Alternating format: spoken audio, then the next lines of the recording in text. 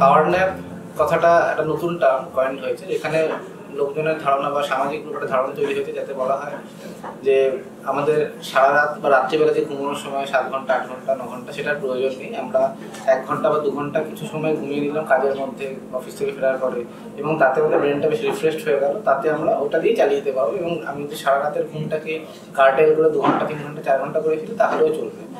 এই জিনিসটা যদিও মানে খুবই কসমেটিক্যালি অ্যাপিলিং, রিয়েল লাইফে এর কিন্তু একটা সমস্যা আছে। যেমন ধরুন যে আমাদের যে বডির যে বায়োলজিক্যাল ক্লকটা সেইটার কিছু নির্দিষ্ট রিকোয়ারমেন্টস আছে ফুলফিল হতে গেলে।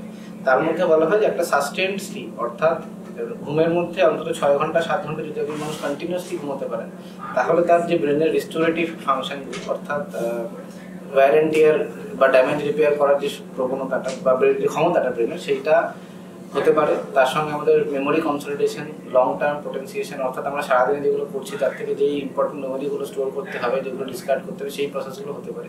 এই সমস্ত নর্মাল ফিনোমেনাগুলো টেক প্লেস করে যখন আমরা কন্টিনিউয়াসলি 6-7 ঘন্টা ঘুমাই। কেন করে? বিকজ আমাদের ঘুম একটা সিঙ্গেল এন্টিটি নয়, ঘুমের মধ্যে অনেকগুলো স্টেজ আছে, স্টেজ 1, 2, 3, REM স্লিপ, এবং এই স্টেজগুলো পর পর একটা নির্দিষ্ট ধারায় নির্দিষ্ট সিকোয়েন্সে যদি আসে এবং সেটা অ্যাডিকুয়েট ডিউরেশন ধরে ধরে একটা আসে, তবেই এই ফাংশনগুলো পুরোপুরি হতে পারে।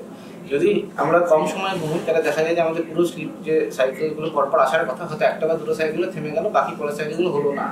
এবং প্রথম সাইকেল এবং শেষ সাইকেলের মধ্যে কিন্তু কোয়ালিটেটিভ পার্থক্য আছে, অর্থাৎ প্রথম সাইকেলে দেখা যায় লাইট স্লিপটা বেশি, REM স্লিপটা কম। একটু সেকেন্ড থার্ড সাইকেলে দেখা যায় যে ডিপ স্লিপটা বেশি, REM স্লিপটা আস্তে আস্তে বাড়ছে।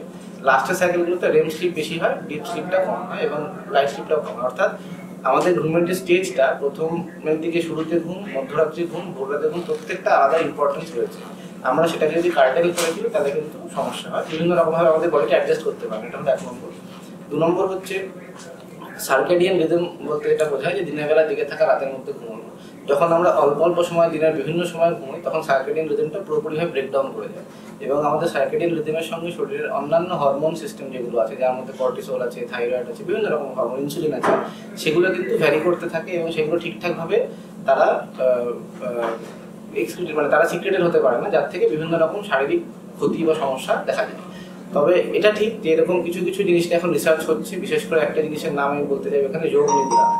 দেখা গেছে যে যোগ নিদ্রা বলে একটা বিশেষ টাইপের ঘুম আনার পদ্ধতি নিয়ে অনেক রিসার্চ আমাদের দেশে বা বিদেশেও হচ্ছে, যেখানে ওই পুরো স্লিপের যে ফাংশনটাকে কম্প্যাক্ট করার চেষ্টা হচ্ছে। তবে এখানে আমি বলতে চাইবো বিশেষভাবে এটা কিন্তু এখনো স্টিল আন্ডার রিসার্চ। যতক্ষণ না এটা কমফোর্টেবলি আমরা কনফিডেন্ট হতে পারছি যে হ্যাঁ এইটুকু এইভাবে করতে পারি হতে পারে, এবং সেটা জাস্ট এমনি শুয়ে পড়লাম ঘুমিয়ে পড়লাম সেরকম না, তার একটা আলাদা টেকনিক আছে, পদ্ধতি আছে, শেখার প্রয়োজন, অনেক বছরের প্র্যাকটিস করলে হয়তো সেই জায়গাটা পৌঁছানো যেতে পারে।